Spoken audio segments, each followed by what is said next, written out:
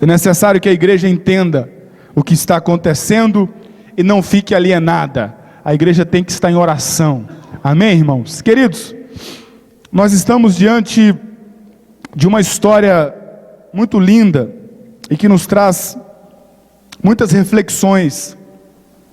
Essa história aconteceu provavelmente aí no ano 1200 até o ano 1050 antes de Cristo, na época dos juízes.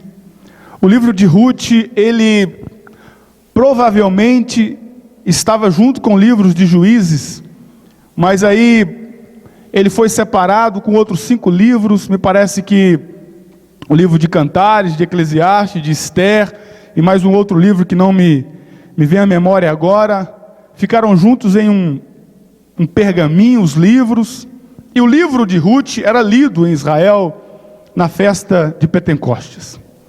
Então essa história é uma história muito bonita, e nessa noite, que a misericórdia do Senhor possa me dar graça, possa me guiar, o Espírito Santo, para que nós possamos navegar nessa história e sairmos daqui cheios da graça do Senhor. Eu quero falar nessa noite sobre Belém, casa de pão. Este é o tema da mensagem dessa noite, porque Belém significa casa de pão. Estava em Israel um moço chamado Elimeleque com a sua família, e este moço vivia com a sua mulher e com seus filhos lá em Belém de Judá, a cidade de Davi. E este moço, por algum motivo, segundo a história, segundo os historiadores, na verdade, quando a Bíblia fala aqui que havia fome sobre Belém de Judá, na verdade não era fome, eram rumores de fome. Eram rumores que a terra ia ficar seca, ia cessar a chuva. Eram rumores que os midianitas iam invadir Belém de Judá, ia destruir tudo. E Elimeleque ficou preocupado com isso, e pegou toda a sua família e foi para Moabe. E eles partiram em direção à terra de Moabe para fugir da fome, para fugir da seca. Irmãos, essa saída de Elimeleque com a sua família para Moabe trouxe para ele muito prejuízo. Ele pegou a sua família de Belém. Eu quero que os irmãos entendam que Belém significa sustento, Belém significa proteção, Belém significa comunhão com Deus, Belém significa provisão de Deus.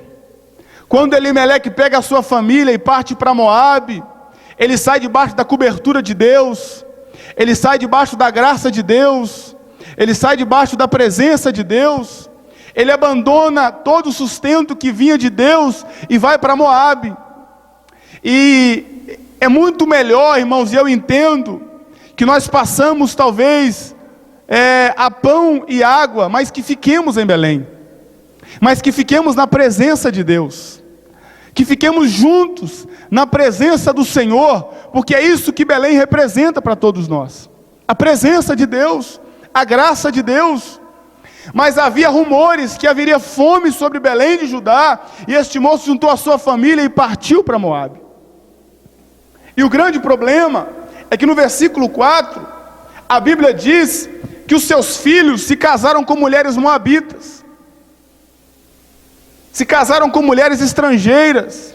Irmãos, Elimeleque não tinha parente em Moabe, Elimeleque não tinha amigos em Moabe, Elimeleque talvez não tinha nem lugar onde morar em Moabe, mas ele partiu para se livrar da fome, ele partiu para se livrar da perseguição.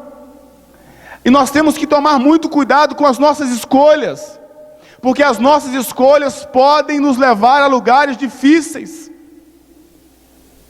Elimeleque não tinha ninguém em Moabe, só a sua família. Que coisa triste, porque a Bíblia diz que Elimeleque morreu, os seus filhos morreram também, e agora Elimeleque deixou para sua mulher um peso terrível, uma mulher viúva, com 2 mulheres estrangeiras com ela, e ela morando numa terra distante dos seus parentes, da sua casa. Olha que situação difícil que Elimeleque levou a sua família. Nós temos que tomar cuidado com as nossas escolhas. O que nós decidimos hoje pode comprometer o nosso futuro. O que nós decidimos hoje pode comprometer a nossa família. Haja visto o PhD, que foi Salomão que disse: lembra-te do teu Criador nos dias da tua mocidade, antes que venham os maus dias, e não tem neles mais prazer. Salomão foi um homem muito forte, Salomão foi um homem muito poderoso, mas Salomão fez escolhas terríveis na sua vida. Isso prejudicou a sua vida com Deus, isso prejudicou a sua família, isso prejudicou o reinado de Israel. Porque as escolhas de Salomão foram afastando ele da presença do Senhor. Salomão disse: me parece que em Cantares, como é belas curvas os teu corpo, ó Sulamita. Mas Salomão também disse: é melhor ir a um velório do que numa festa. Salomão disse: olha, o homem tem que fugir de muitas mulheres, para não perder a sua identidade. Salomão teve 700 mulheres e 300 concubinas. Enquanto Davi matava, destruía os povos e conquistava território, Salomão não. Salomão ia casando com as mulheres dos outros povos, iam fazendo alianças, e o reino de Israel ficava em paz e crescia, ninguém morria. Mas em compensação, Salomão ia se manchando, Salomão ia se misturando, Salomão ia se confundindo. E o final da vida de Salomão, quando ele diz: lembra do teu Criador nos dias da tua mocidade, ele está lamentando as suas escolhas. Tem muitas pessoas, meus irmãos, que são pessoas ranzinzas, bicudas, ciumentas. Não pode ver ninguém fazendo nada. Sabe por que isso, irmão? Frustradas. Estão frustradas. Escolheram errado. E ao longo da sua vida, está pensando assim: por que eu não fiz aquilo? Por que eu tomei aquela atitude? Por que eu entrei por aquela rua? Sabe por quê? Porque escolheu errado. Só havia rumores que as coisas iam ficar ruins.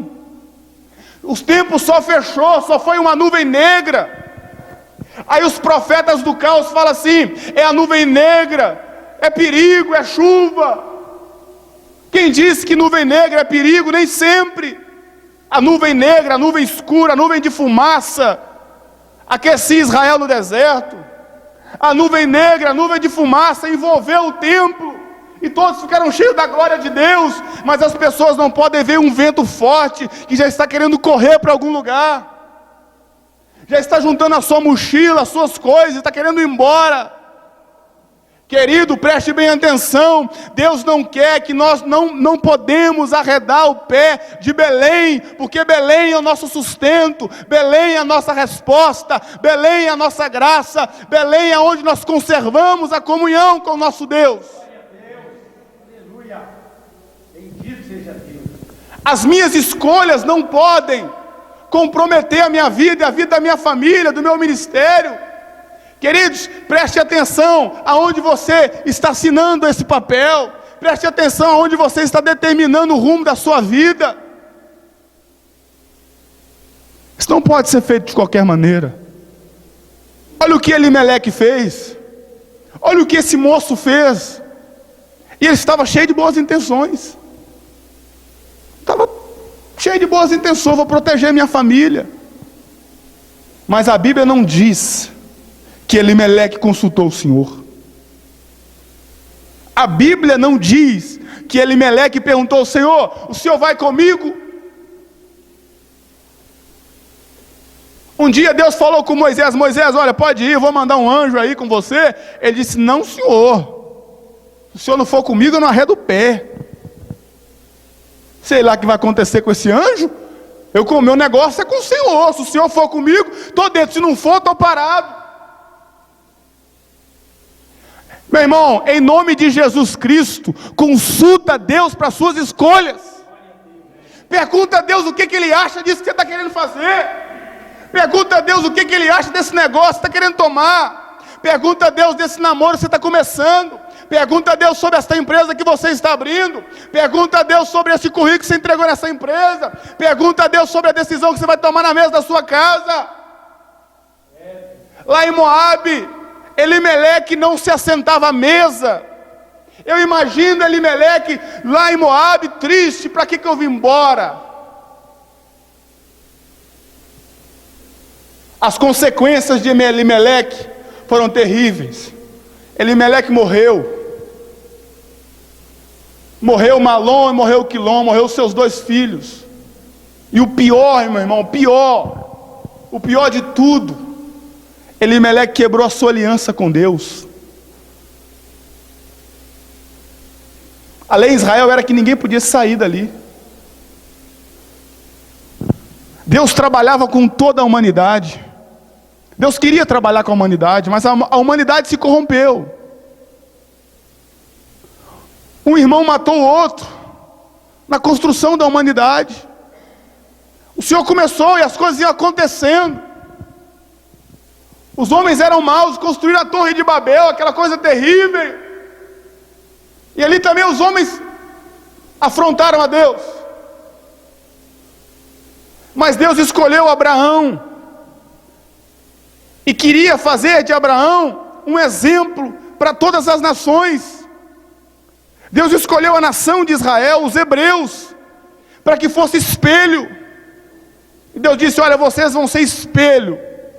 Se alguém quiser vir casar aqui, pode ficar aqui dentro, mas ninguém sai e vai casar lá fora. Elimeleque, levando a sua família para Moabe, quebrou esta aliança. Quantas pessoas têm quebrado a sua aliança com Deus por causa das suas escolhas? Quantas pessoas têm quebrado a cara, têm se arrebentado porque quebrou a aliança com o Senhor? Lá fora, em Moabe, ninguém sabe o que é aliança. Lá em Moabe, ninguém sabe o que é respeito. Lá em Moabe, ninguém sabe o que é lealdade. Lá em Moabe, ninguém conhece uma boa amizade. Não tem isso em Moabe. Não existe isso lá, porque se existisse, Noemi ficava lá. Não existia. Não podemos quebrar nossa aliança. Aquela mulher ficou viúva, Zé Geraldo. Meu irmão, que coisa terrível. Uma viúva, uma terra estrangeira, uma mulher. Olha onde que esse homem levou a sua família. Olha onde que esse homem levou a sua casa. A Bíblia diz que depois da morte dos homens da casa, Noemi decidiu voltar para Belém. Irmãos, olha o relato de Noemi, no versículo 21 do capítulo 1. Ditosa eu parti, porém o Senhor me fez voltar pobre. Irmão, ela saiu atrás da riqueza, ela saiu atrás da abastança, da graça, de uma melhor condição para a vida. Mas a Bíblia está dizendo que o Senhor fez ela voltar pobre. E aqui é literalmente pobre, quebrada, sem nada para oferecer a ninguém. A atitude dela, na continuação da história, em mandar a sua nora e pegar as espigas de milho que caíam dos coletores, dos segadores, aquilo era para os pobres. Então Noemi voltou pobre, perdeu tudo que ela tinha. O sustento que ela tinha eram os homens que ela tinha em casa, o marido e os 2 filhos que plantavam, que colhiam, que vendiam, que negociavam, que protegiam as propriedades. Agora não tem mais, agora ela está pobre. Irmão, eu quero te falar um negócio. Lá em Moabe, você vai perder tudo que você tem.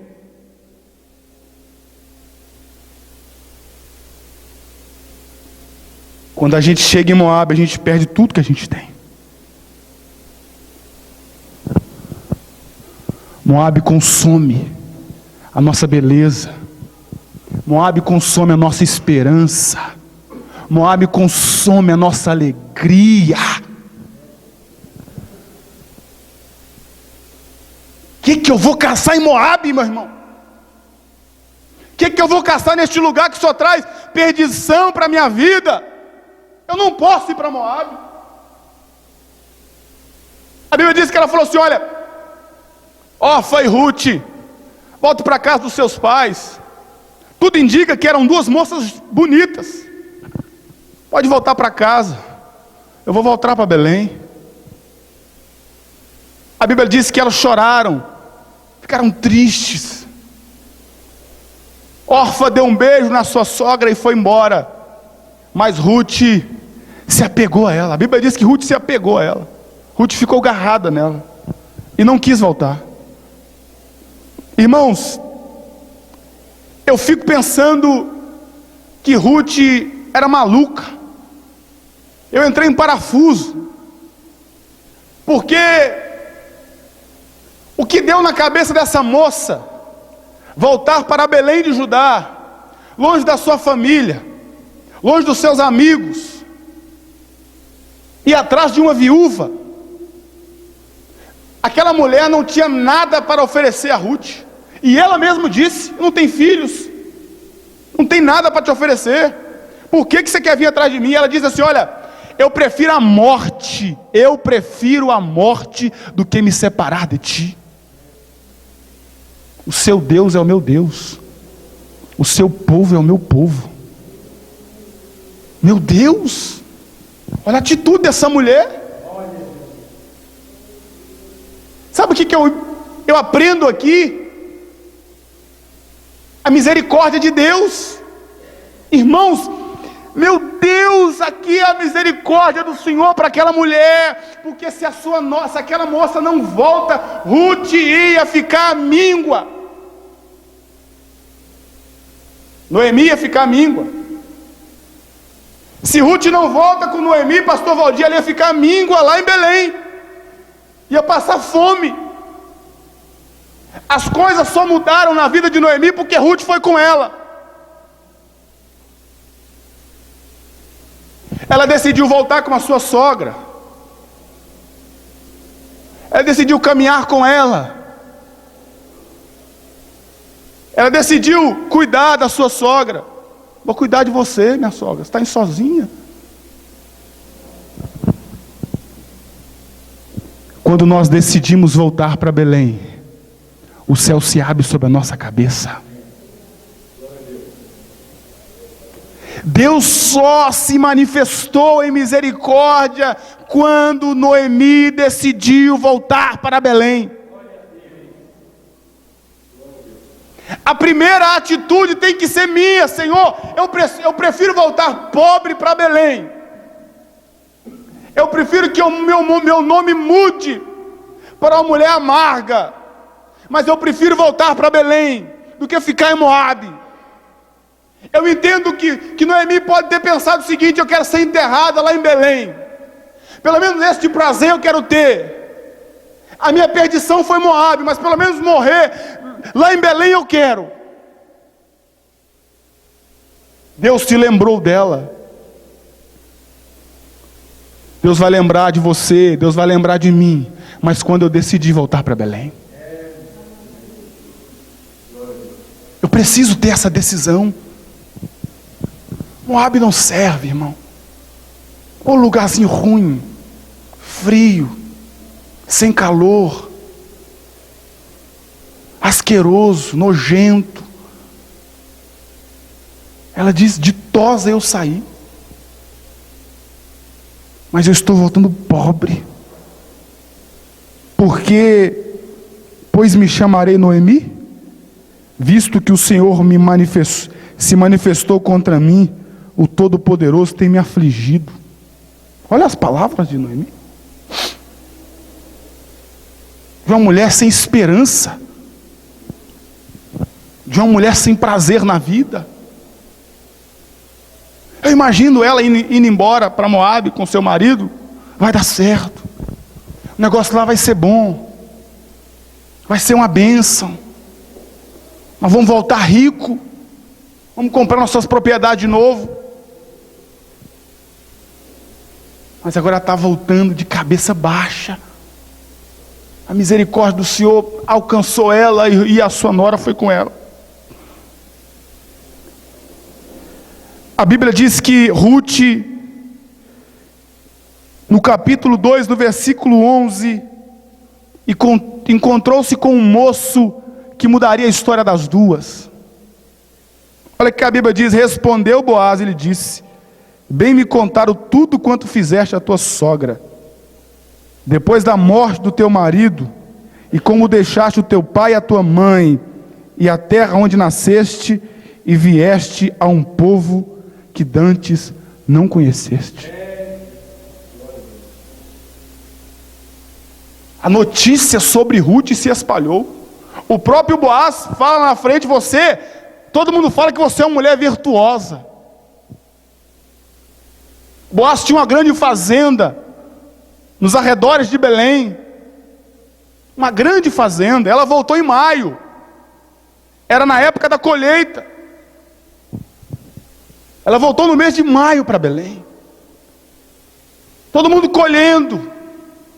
Os pobres colhiam do que caíam, os homens, os segadores, as pessoas que trabalhavam na colheita iam colhendo o que caía, os pobres podiam pegar. A lei em Israel, mandamento de Deus isso. E Ruth foi pegando as espigas. Irmãos, Deus é tremendo.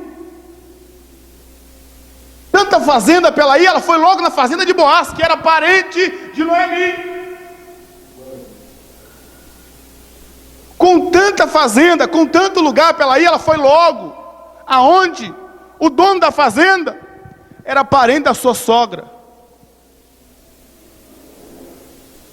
E aquele moço viu aquela menina bonita, se encantou por ela, falou para os seus servos: deixa ela pegar aí, de vez em quando você joga até umas boas no chão aí para ela colher, dá comida para ela, dá água para ela.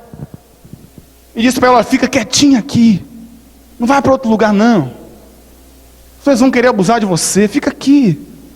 Ela não era nem serva de Boaz: fica aqui junto com as minhas servas, fica quietinha aqui. Irmãos, e no capítulo 3 e no versículo 3 tem uma revelação de Deus para a nossa vida.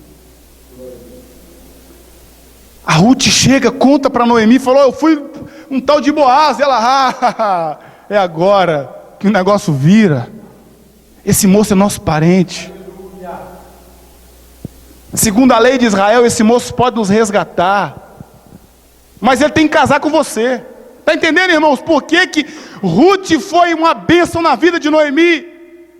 Por que a misericórdia de Deus se manifestou na vida de Noemi através de Ruth? Olha o que ele disse para ela, olha o que a sua sogra disse para ela: banha-te, unge-te e põe os teus melhores vestidos,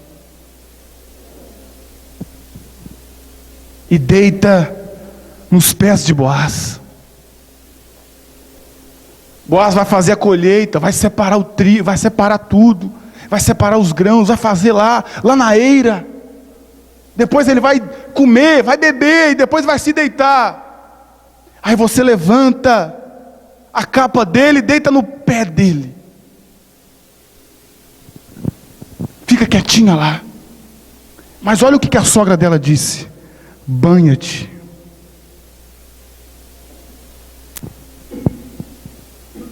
Transforma-te.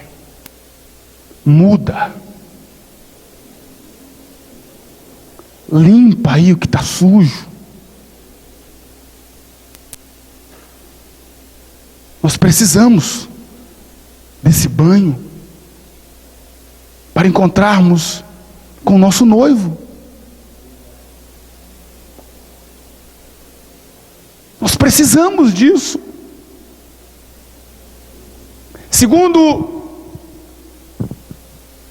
os historiadores, os estudiosos, o grande rei Salomão um dia decidiu fazer um censo em Israel e perguntar sobre as pessoas, sobre o seu reinado, perguntar sobre as pessoas como é que estava o reino de Israel, sobre o seu comando. E ele se disfarçou de um homem do campo e saía perguntando: olha, como é que está aí? Como é que está acontecendo? Como é que está o reinado de Salomão? Tem gostado? E foi andando. E assim foi. E segundo a história, Salomão chegou em um lugar que tinha uma grande vinha, muito grande. Tinha os atalaias que ficavam no alto com as sirenes.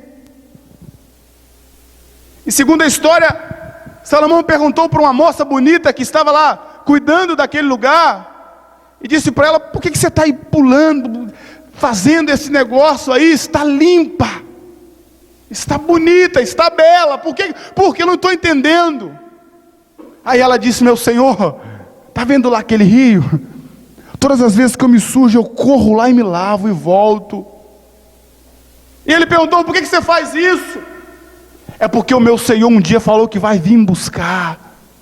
Está vendo os atalaias? Quando eles tocarem as trombetas, o meu Senhor está chegando. Então eu não posso estar suja. Essa é uma alusão à igreja. Nós estamos em meio ao sol do deserto, como Cantares registra, mas nós temos que estar sempre limpos, lavados, e essa lavagem, e essa transformação, só pode ser no rio da vida, só pode ser na pessoa de Jesus Cristo. É Ele que nos deixa limpos. Mesmo que as nossas escolhas possam nos levar para Moabe e nós voltarmos para Belém de Judá, todos sujos, todos maquiados com coisas erradas, o Senhor está nos dizendo nesta noite: é necessário que nós banhamos.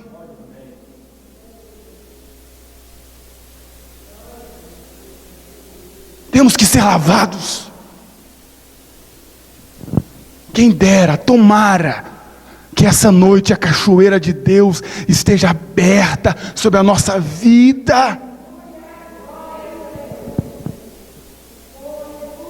E que nós entremos por dentro das águas, e que nós mergulhemos sem nenhum temor, sem nenhum receio. Ruth não fez reservas, Ruth não ponderou nada. A Bíblia diz que ela fez tudo conforme a sua sogra lhe disse. Ela disse: olha, unge-te. Em algumas traduções falam assim, coloca o seu melhor perfume. Quando uma mulher ia apresentar-se ao rei, sabe o que chegava primeiro? O perfume. Estava lendo sobre Esther. Quando Esther foi resolver um problema terrível, ela estava um pouco distante do altar, do trono do rei. Ele sentiu o cheiro dela, gostou daquele cheiro e falou: pode entrar.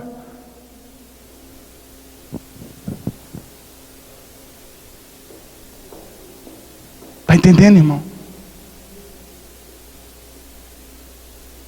Quando aquela mulher entrou na casa do fariseu, com aquele unguento cheiroso, a Bíblia diz que o cheiro invadiu a casa. E a mulher prostrada, e o cheiro invadiu.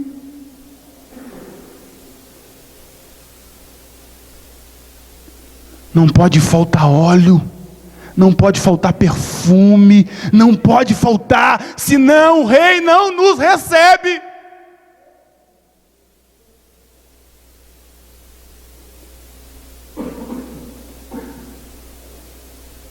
Se o óleo está acabando, irmão, comemora, porque hoje vai encher.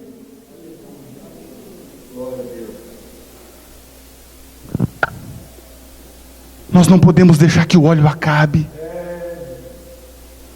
O nosso cheiro tem que chegar nas narinas do nosso Senhor suave. Isso fala de agrado. Isso fala de prazer. Quando Deus sente o nosso perfume, Ele tem prazer na nossa vida. Quando Deus sente o nosso cheiro suave, com graça, Ele sente prazer na nossa vida. Ele sente alegria na nossa vida. É bom que Deus ache graça de nós, meu irmão. Isso é bom. Dura coisa é quando Deus não está nos enxergando mais, porque o nosso pecado já encobriu. A sujeira. É tanto mau cheiro que Ele não aguenta. Ele não suporta. Precisamos, imagine uma mulher dormindo no seu pé, suja e com mau cheiro.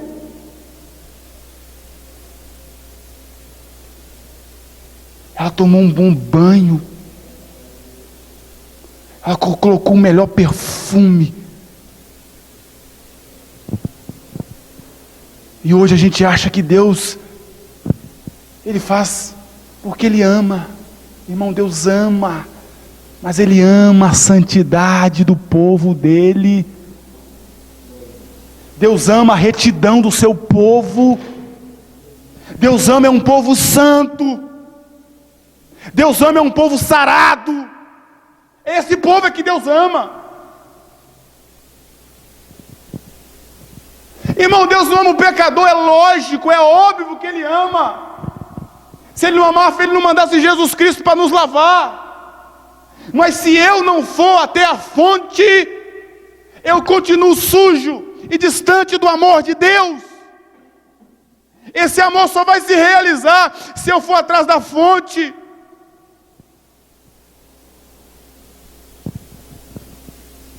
Irmãos, pelo amor de Deus, entenda nessa noite. Deus está com saudade do nosso cheiro. Entenda isso da forma que você achar melhor. Mas Deus tem saudade do nosso cheiro,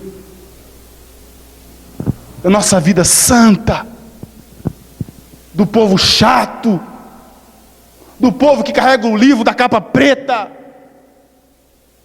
daquele crente chiclete. Mas ele era chiclete, pastor, mas a rede dele, ele tinha que andar assim, porque era muita alma que ele levava aos pés do Senhor. Ele é nojento, é exigente, mas quando ele colocava a mão sobre o enfermo, ele era curado. Deus tem saudade desse povo, mas é muita saudade.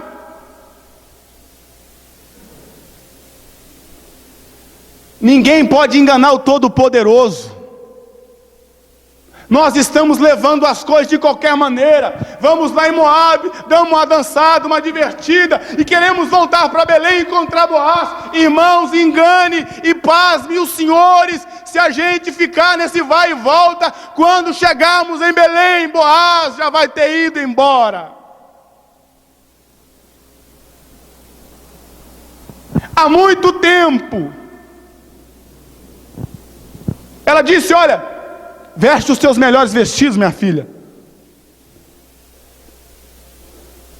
Sabe o que é isso aqui? Quando ele levantar, esteja preparada. Quando ele vê que você está no pé dele, e tem que ser no pé, viu? Você tem que deitar no pé dele. E quando ele vê que você está lá, vestida, bem trajada, ele vai ver que você está preparada.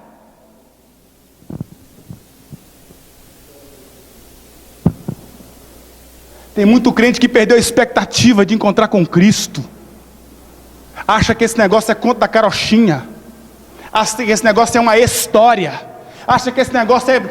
o pastor fala demais. Eu vi minha mãe falando a vida inteira. Meu irmão, se você perdeu a expectativa que a trombeta vai tocar, converta-se de novo. Aceite a Cristo de novo. E bom será que se for hoje, porque amanhã eu não sei o que vai acontecer com você. Eu não sei. A igreja tem que estar preparada. Hoje pode ser o nosso último culto de quinta-feira. Meu irmão, quando a gente sair dali, a trombeta pode tocar. Ou então eu posso encontrar com o Senhor. Ele pode me resgatar. Ele pode falar: hoje é o seu dia. É hoje que eu vou colher essa flor aqui do meu jardim. A igreja tem que estar preparada. Mulambenta, furada, não vai encontrar. Está preparado não, minha filha. Não vai dar.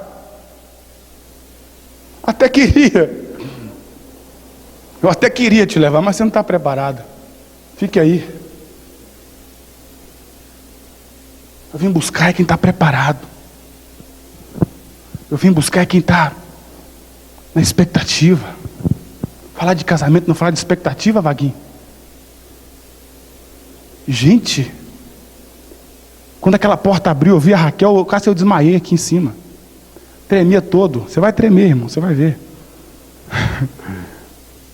De tanta expectativa. Irmãos, que eu vejo de crente perdendo a expectativa. Não perca a expectativa, essa história é séria. O que fala aqui é verdade, irmão. Que o Espírito Santo possa sondar o teu coração e te trazer à memória aquilo que te dá esperança. Que o Espírito Santo possa invadir o seu coração, a sua alma e te mostrar que Ele vem mesmo.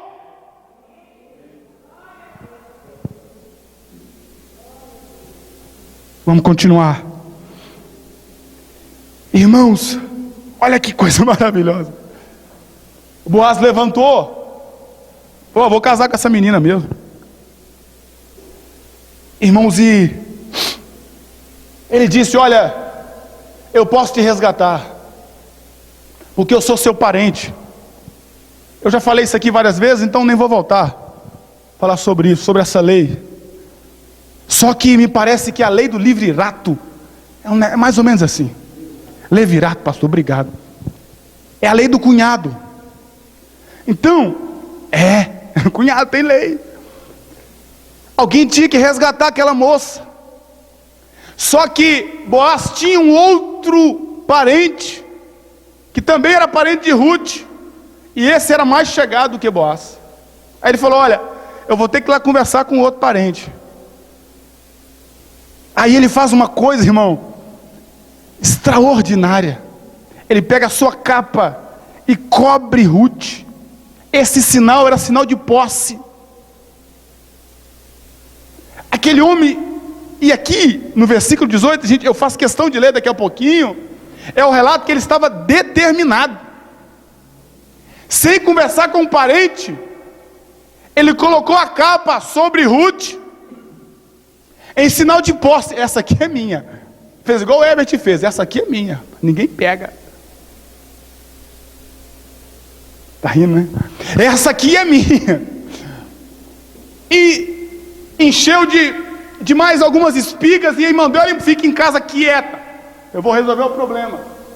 Aí eu imagino que Ruth ficou preocupada, porque olha o que a sua sogra falou com ela. Capítulo 3, versículo 18, você que está com a Bíblia aberta.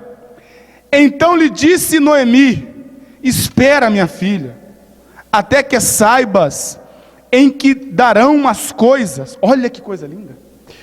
Porque aquele homem não descansará enquanto não resolver este caso hoje.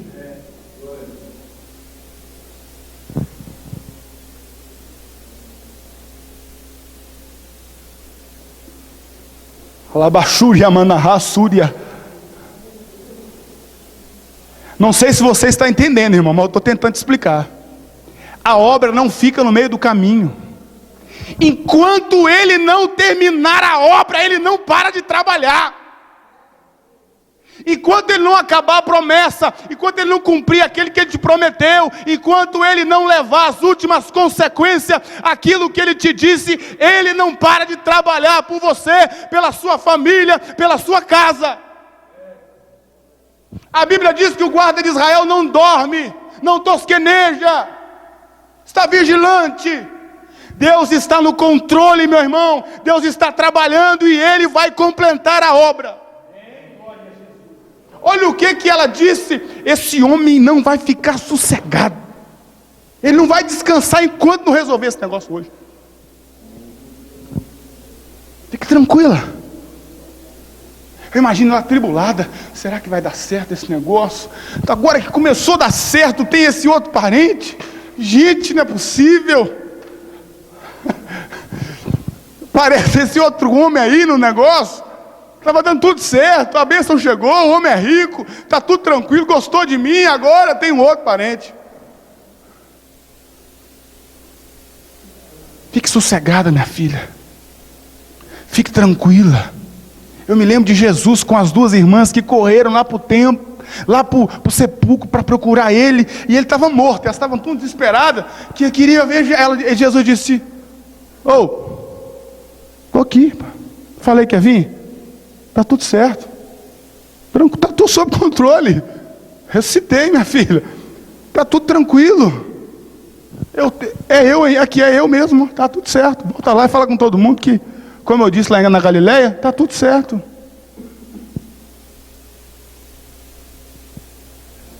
Deixa eu te falar um negócio, irmão. Ele continua no trono. Ele continua no controle. Ele continua no comando. Ele continua, meu irmão, soberano sobre todas as coisas. Deus continua sentado em um trono de glória e Ele governa a nossa vida. Boaz foi encontrar com um parente para me terminar. Encontrou-se com um parente. Gritou o nome do homem: ô fulano. A Bíblia vai: fulano, ô fulano. Olha aí, o Boaz subiu à porta da cidade, assentou-se ali, eis que o resgatador que Boaz havia falado para Ruth ia passando. Então ele disse: ô fulano, ops, vem cá, parente, vamos resolver uma pendenga aqui. Ele falou: ó, rapaz, a Noemi voltou, toda arrebentada, e trouxe uma jovem. Se você quiser casar com ela, resgatar, está tudo certo. O cara pulou fora na hora. Na hora. Eu? Quero não.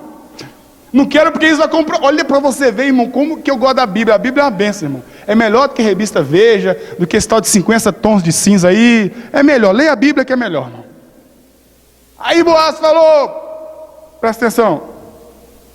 Vai resgatar? Ele: não, quer não. Vai comprometer minha herança. Porque o filho que nascer aqui levava o nome do marido de Ruth, que morreu lá em Moabe. É a lei de Israel. Que coisa, irmão. Agora a minha herança vai ser com esse aí? Não, peraí, não estou fora desse negócio. Não quero casar com esse cara aí, não quero resgatar essa mulher, não. Vai comprometer a minha herança. Aquele homem não tinha para dar. Se tivesse, ele casava. E aqui vai mais um mistério, irmão. Aquele homem não tinha para dar nada. Mas o nosso resgatador, Zé Geraldo, ele tem. Todas as vezes que você precisar, ele tem. A herança é forte. A bênção dele é forte. O cofre dele é grande, irmão. O homem tem mesmo. Não quis se casar. Aqui tem duas coisas interessantes. A primeira aqui, lá em Deuteronômio narra, parece-me que no capítulo 25, um costume antigo, que nesses casos, se o resgatador não resgatasse a moça, ela cuspia no rosto dele. Olha, presta atenção, crente, presta atenção. Segundo um costume antigo, que está escrito lá em Deuteronômio 25, salvo engano, diz que se o moço se recusasse a resgatar a moça, se o moço se recusasse, a moça tinha o direito de levar ele diante dos anciões da cidade inteira, cuspir no seu rosto e tirar as suas sandálias. Aonde aquele homem passava, todo mundo ia saber que ele não cumpriu a lei. Parece-me que nessa época aqui, esse costume já tinha passado. Embora foi feito quase da mesma forma. Para selar o negócio, Boaz pegou o calçado do moço, diante das testemunhas, e disse: olha, o nosso negócio está selado. Você não pode ir lá depois querer casar com ela. Seu direito você passou para mim. O negócio foi fechado nesses termos. E Boaz casou com Ruth, uma moabita. A bênção de Deus chegou. Irmãos, olha que coisa maravilhosa que o Espírito Santo está me falando aqui agora. Eu li esse livro umas 3 vezes essa semana, e só agora que desceu o negócio. A Bíblia diz que o filho de Boaz e Ruth foi entregue para Noemi, pastor Valdir.